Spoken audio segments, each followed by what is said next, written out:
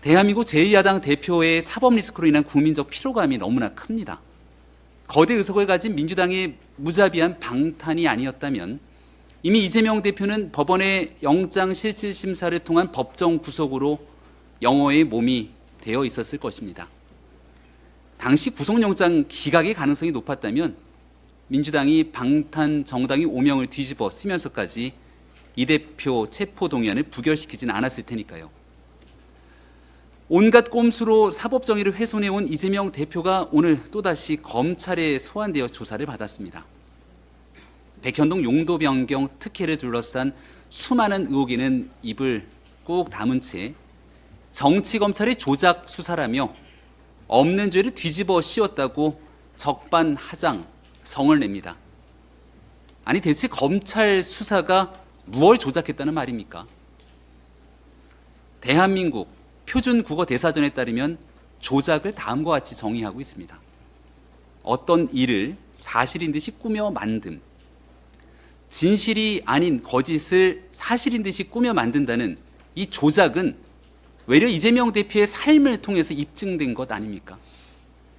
지난날 검사 사칭 사건으로 벌금형이 확정된 사건이 바로 가장 대표적인 조작 범죄의 예라 할 수 있지 않겠습니까?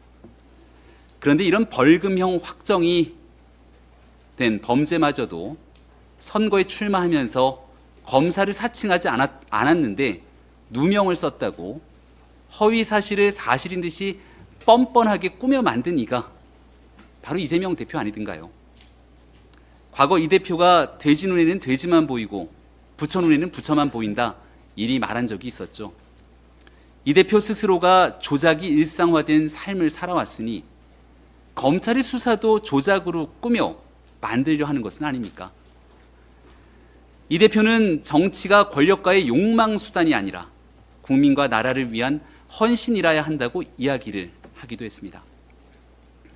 경기도의 법인카드를 유용해 아내 김혜경 씨가 유용해 쓴 이재명의 정치는 국민과 나라를 위한 헌신입니까? 권력과의 욕망 수단이었던 겁니까?